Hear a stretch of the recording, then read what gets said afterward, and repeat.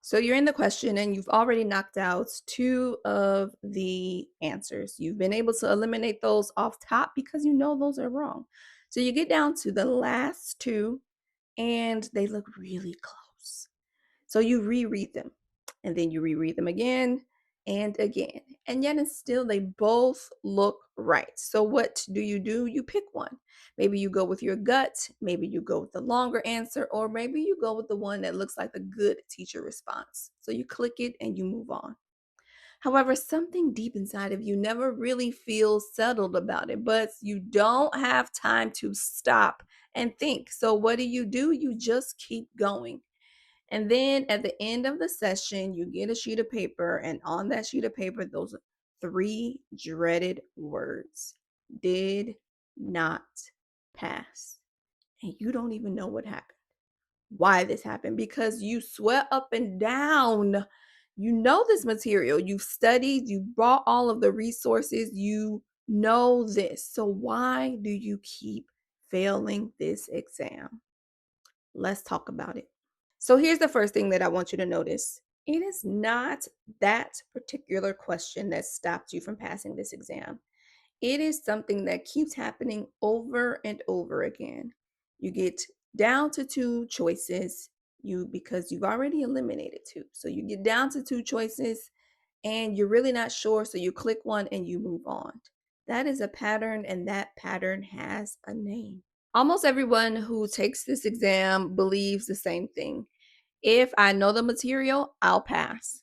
But on the flip side of that, if I failed, it must be because I don't know enough of the material. And let me just stop you right there, because there is no way on God's green earth you will know all of the material on this exam. It is just not possible. And you know why it's not possible? Because there is too much material on this exam. And that belief after a fail is why your same plan keeps repeating. You fail the exam, you buy more resources, you study more, and you repeat the cycle. So let's go back to that two answer moments for a second. You knew the content, you knew it well enough to eliminate two answers and get down to two answers. So knowing more content would not have changed anything in that moment, because regardless, you still would have been stuck between two answers. There's two completely different skills that this test measures, and they look the same, but they are not. That first skill is knowing the content. The second skill is knowing what the test wants you to do with that knowledge. You can have that first skill down packed, and you can still lose points because you don't know the second skill. That's just the fact of the matter. Because this exam isn't only checking to see whether you know the material. No, it is not. It is checking to see whether you can do a specific thing that it's asking you to do under the rules of this exam. That space between what you know and how this test wants you to show that you know it, that is called a strategy gap. And it is the single most common reason I watch capable people fail this exam when they are genuinely ready for it. So let me show you how this strategy gap actually takes points away from your score. Because if you're not paying attention for it, you'll miss it.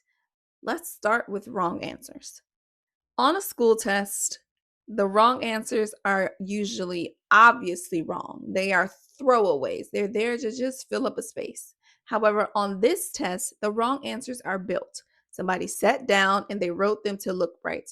They wrote them to look so right that someone that is fully prepared for the test, or that is moving too fast, or that is looking for something that is familiar, will select those exact wrong answers. They even have a name. They're called distractors. And boy, are those distractors doing the number on you. That's why knowing the content better is not going to help you here. A good distractor is designed to catch the person who does know the content.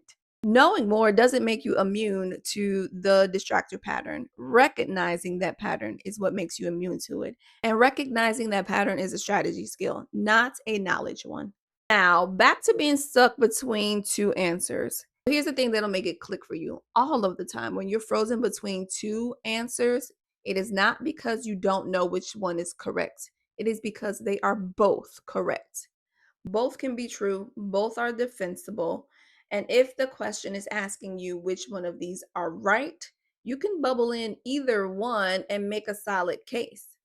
But most of the time, that is not what the question is asking you. It is not asking you if it is right. It is likely asking you which is the best answer or which is most appropriate.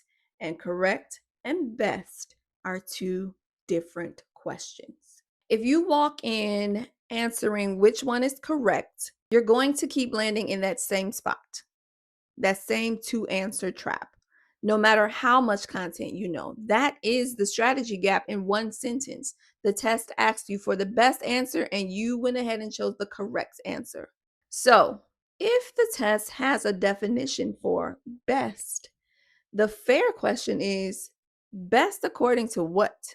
This exam has decision making logic baked into it. And once you can see that logic, the two answer moments stop becoming a flip of the coin. I'll just give you one piece of it. This is one of my frameworks, so you can see what I mean in action. I call it assess before you act. Here's the idea. When a question drops you into a scenario and it asks what you should do, you'll usually find one of the answers jump straight into acting, fixing, or intervening, jumping right in. And at least one of them asks you to gather some information. So if you look at them all side by side, they are all reasonable responses. So if you look at them side by side, they are all reasonable responses. However, this test overwhelmingly rewards the person who gathers information before acting on it. And notice what that is and what that isn't.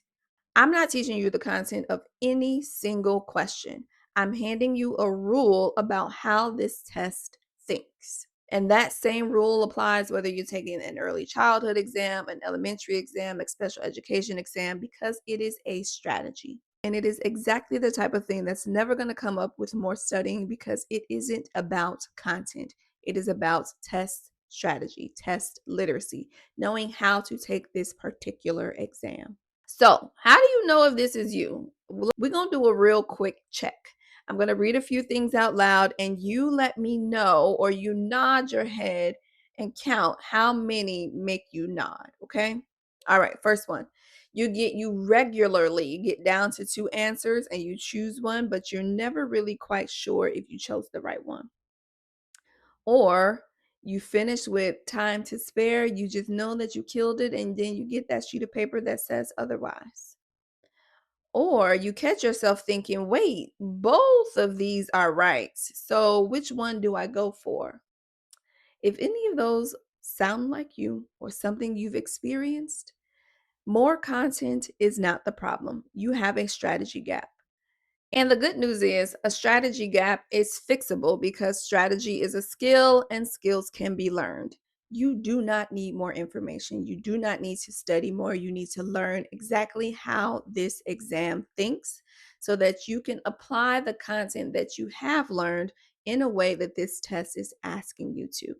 So here's the next step, and this timing is perfect because on August 25th, I am running a free Find Your Gap workshop. And this workshop is going to help you understand and identify if you have a strategy gap, if you have a content gap, if you have a performance gap, or if you have a study gap. All four of those are reasons why you may not be passing this exam. So let me help you identify which one is your actual reason. One more thing before you go. Think back to the last time you got down to two answers and you weren't quite sure. Do you remember which one or what was the reason why you selected the answer that you did select? If you do, drop it in the comments below. I'll read every single response, and your comments really help me to drive where my content is going next, what I need to be teaching next. So please drop that in the comments below. If this video resonated for you, if you found your people in this video, please like this video, subscribe to this channel, and most importantly, share it with someone else who needs to get over the hurdle. I will see you back here next week with a new strategy, a new video, and a new skill to help you get over the hurdle. Bye.